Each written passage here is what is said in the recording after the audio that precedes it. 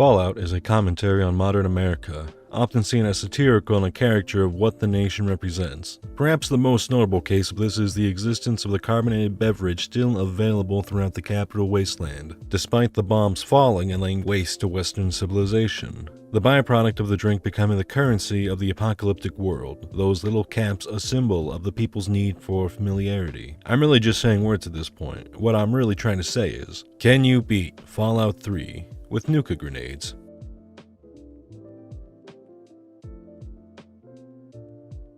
What's a Nuka grenade? Well, in short, it's an annoying grenade to manufacture. In long form, it is a beautiful little lady waiting for her time on the stage, and that time is now. The Nuka grenade is one of several weapons that is made from schematics in Fallout 3. You can buy these plans for carbonated devastation and type 2 diabetes from Doc Hoff, the caravan trader, and after that it is anything but smooth sailing. The key ingredient for this grenade is the beautiful Nuka-Cola Quantum, which is the definition of a needle in a haystack. But more on that later. We begin the game with the miracle of birth, followed soon after by the tragedy of loss. I aptly named our boy Cocaine because that's what Nuka-Cola is, and I ran through the prologue as fast as possible. There is no Nuka-Cola Quantum here, and therefore no reason for me to stay. For attributes, I chose the following, which I think speaks for itself, but I'll explain a few of my not so understandable choices. Low strength because with limited grenades I may as well be suicide bombing for accuracy and just spam stim packs for the sake of recovering, and agility because I thought a little extra towards the sneak skill would be beneficial. Admittedly going into a charisma may have been a better choice for buying stim packs, but whatever. For tag skills, I chose to take explosives, for obvious reasons. Lockpicking in case any sodas were locked away, as, one does. And sneak because I will have limited firepower in this playthrough and need to progress somehow. After leaving the vault, I immediately headed towards Megaton to disarm the bomb. I leveled up and dumped in the sneak stat, as it will be a bit before I'm ready for combat.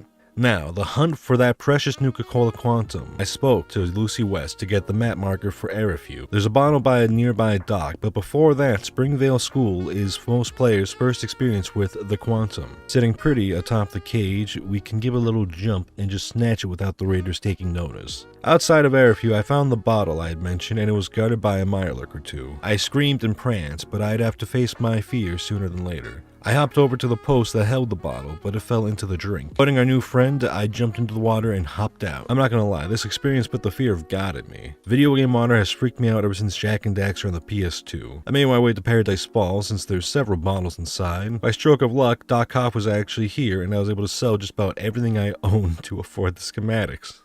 I made a decision to use the Mesmetron to get into the facility. In my mind, this is alright, since by going after the targets or the slavers, it will automatically daze them and not kill them. I made my way to Minefield in hopes of capturing Arkansas, and on the way I got chased by dogs. I was able to trick them into going after another NPC and trap them in the cage. And I swear Lady Luck is on my side today because that scavenger had a Nuka-Cola Quantum on them, so that was great. You love to see it, you truly do. Arkansas has managed to get the best of me a few times, but eventually I learned and got the drop on him. And now I have access to the 5 bottles in Eulogy's pad. Right at the outskirts of Minefield, there's actually 2 bottles of Nuka-Cola Quantum nearby. One by a welcoming skeleton, another we obtained by using Buddy's BB gun and shooting it down. Then we get Eulogy's stash, now we have 10 bottles total. The issue presented is now primarily turpentine and Abraxo cleaner. It's actually fun because these items feel super common when you're not looking for them, but now that I'm actively of the mind that I need these 2 things, the wasteland seems scarce. It's several ideas here. Initially I was waiting for Moira's shop to restock and maybe have what I need, but that was taking far too long.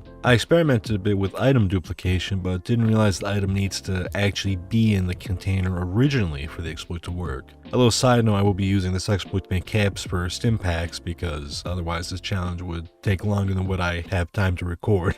Worst comes to worst, I will redo this challenge and it'll be an extremely long one where I grab every bottle of Nuka-Cola Quantum. If that's what you want, leave it in the comments for now. I did random scavenging runs when I had a solution that will come up later, and I was able to make 5 grenades before making my way to Smith and Casey's garage, where we will be officially starting the main quest. I nabbed the bottle of Quantum and got into the simulation machine. forced my way through the failsafe and triggered it. I met with Liam Neeson and then went to Rivet City. Now I would actually have to figure out the grenade issue since I'd have to clear the Jefferson Memorial of super mutants. The best solution here is Tacoma Industrial. It is a super mutant infested factory absolutely full of Abraxas cleaner and turpentine, the two ingredients I would need. I did what I could to avoid the mutants, healing my way through the scavenging. And after that, we were in a pretty good place. I had 12 grenades to handle the mutants in the memorial. I had to make every one of them count though. Originally I had to take them out one by one, which was foolish, but we learn. I can admit to my mistakes. I didn't realize just how powerful these grenades were, and their ability to take out droves of enemies with a near instant explosion in vats. In fact, I ended up grouping them together and blowing them up with ease. By the end of my endeavors, I would have 2 grenades left. I did a task for Liam Neeson and we got swatted, and I ran past the Enclave just to witness the death of my father and ran through the tunnels below, discovering another bottle of Quantum. The Brotherhood of Steel gave me the dirty deets and where to go next. But before anything else, I used a precious grenade to take out Leo Stahl and gain access to his stash. I don't quite know why, but I was unable to use a duplication glitch on his goods, maybe because it's a unique box. I'm not sure, but I wasted a grenade to try and get some quick drugs. That's now I got a hold. I headed back to Paradise Falls to free the children via capitalism and talked with the little shit I recruited, thinking he'd follow me, but he did not care to go into Murder Pass. I go about it on my lonesome. And you know, this part was actually kind of fun. Fox was taking too long dealing with the remaining mutants, so I used my surplus of Radaway and just grabbed the Gek myself, and I was abducted by the government and Barathor harassed me. The Enclave building is an easy one to get through without weapons. Bethesda AI isn't exactly the toughest of contenders. I learned the president was a robot and told him to kill himself in Minecraft. And I made Fox and Sticky outside their base. After meeting with the Brotherhood once more, the final battle would begin, and I would have one more grenade to cook up for Colonel Autumn. I made use of the waiting mechanic so I wouldn't have to deal with Optimus Prime and his slow walk speed. I blew up the Colonel, activated the FPV virus, and sent Fox into his unknowing doom. And with that, I beat Fallout 3 with only Nuka grenades.